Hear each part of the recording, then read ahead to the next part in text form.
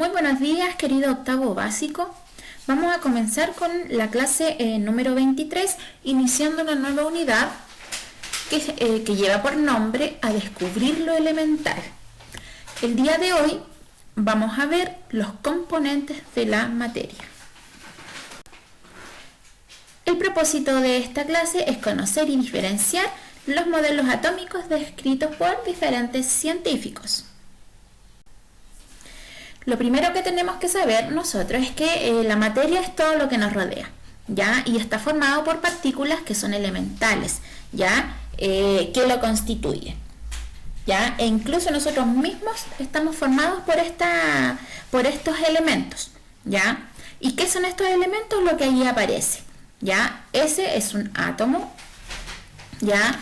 El átomo es la partícula más pequeña que tiene la materia, ya es lo más pequeño en la cual se puede dividir la materia, ya sin que pierda su naturaleza. Los átomos, como dice ahí, son partículas de las que se compone toda la materia, entonces, tanto viva como inerte, ya, o sea, toda la materia que está viva, todos los seres vivos y también los seres inertes están constituidos por los átomos, ya, e incluso los objetos que podemos ver a simple vista, como los o organismos que no podemos ver a simple vista, como son los microorganismos. El día de hoy, como decía nuestro objetivo o el propósito de la clase, vamos a ver los modelos atómicos, ¿ya? El átomo, por su tamaño, es imposible de estudiarlo directamente, ya de cómo es su estructura y todo eso, pero a partir de la evidencia de diferentes experimentos que han hecho científicos al pasar de los años, se han planteado diferentes modelos para describir las características, ya siempre siempre un científico se apoyaba en el estudio anterior o en el modelo anterior y lo estudiaba, ¿cierto? Y veía si habían cambios o no de ese modelo, ya si era posible cambiar o afirmar, ¿cierto?, ciertas características descritas por el científico anterior. El primer modelo que tenemos, o el modelo, ¿cierto?, que se empezó a hablar, es el modelo de Dalton.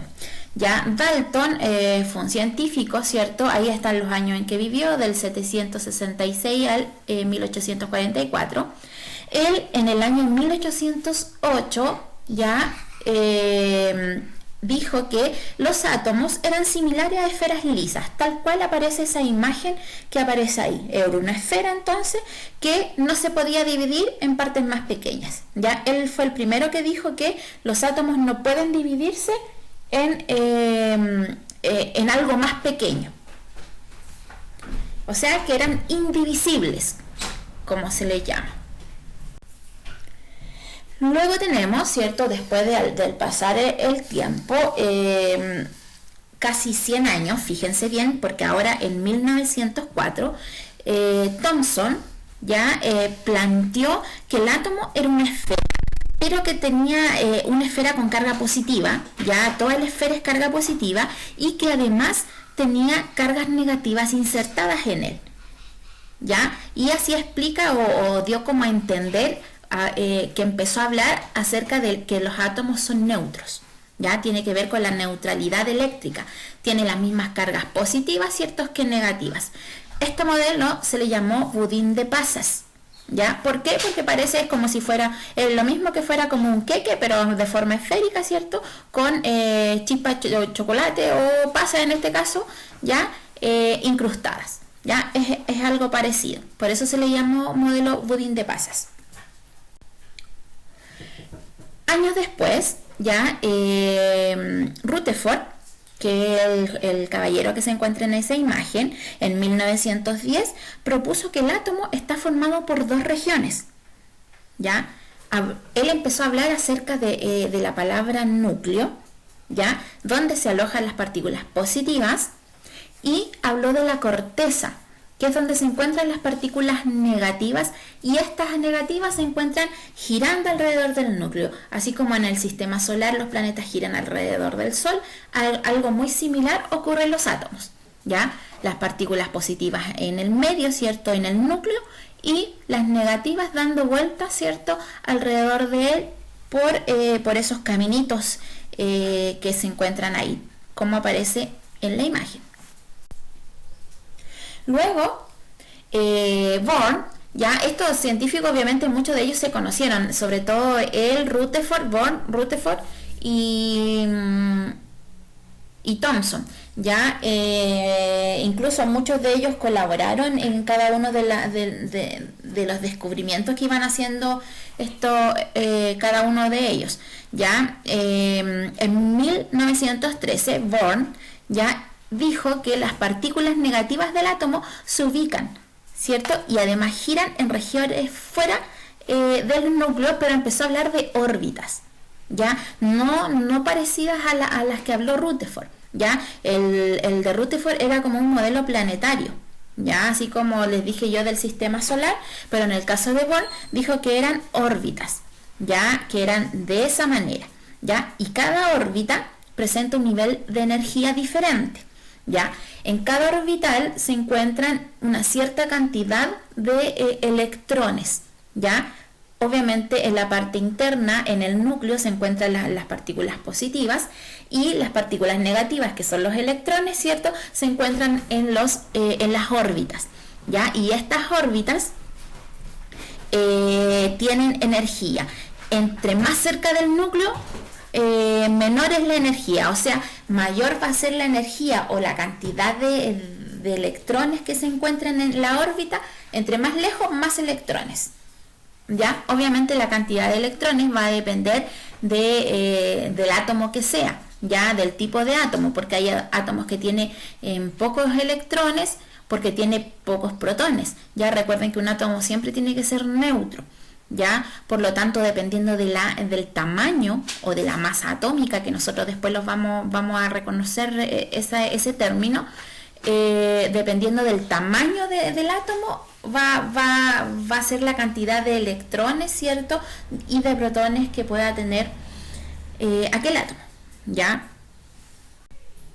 Y por último, tenemos el modelo actual del átomo, que es el más aceptado, ya, que tiene mucho de los modelos anteriores, ya, pero este modelo actual fue gracias a varios investigadores. Entre ellos está Schrödinger, como dice ahí, ya. Este modelo se le adjudica más a él, ya, a Erwin, como dice ahí el nombre, es medio raro el apellido. ¿Qué dice este modelo? ¿De qué se trata este modelo? Según este modelo, dice que las partículas negativas giran alrededor del núcleo, ya, así como eran los otros modelos anteriores, ya, pero también no son órbitas, como decía Born, sino que son orbitales, ¿ya? Y estos orbitales son de estos 4 tipos, como aparece en la imagen de la mano derecha, ¿ya? Esos 4 orbitales tienen esa forma, ¿ya? Porque obviamente depende de la cantidad de energía que se localice en ellos, ¿ya? Dice partículas negativas, ¿ya? Por lo tanto, en donde dice 1s, en ese orbital es más pequeño, por lo tanto la cantidad de partículas negativas es menor. Y así va subiendo la cantidad, ¿cierto?, de electrones que pueden estar en cada uno de esos orbitales. Es un poquito difícil, pero solamente tenemos que saber eso, de que la parte positiva del átomo se encuentra en la parte interna, ¿cierto?, que ahí están las partículas positivas. Y también tenemos que saber que los electrones giran, ¿cierto?, o se encuentran alrededor del núcleo en los orbitales, ¿ya? Y obviamente son varios orbitales, y cada uno de estos orbitales tiene una cierta cantidad de electrones. Por ejemplo, si existe un átomo, o si hay un átomo que tiene muy pocos electrones, obviamente no va a tener todos los orbitales ese átomo, ¿Por qué? Porque no tiene tantos electrones para que ellos ocupen cada uno de los orbitales. Entonces, si tiene pocos electrones, no va a tener todos esos orbitales que aparecen en la imagen en blanco y negro. Entonces, nosotros solamente vamos a trabajar con los 4 primeros modelos atómicos, que es el de Dalton, el de Thomson, el de Rutherford, y el de Bohr.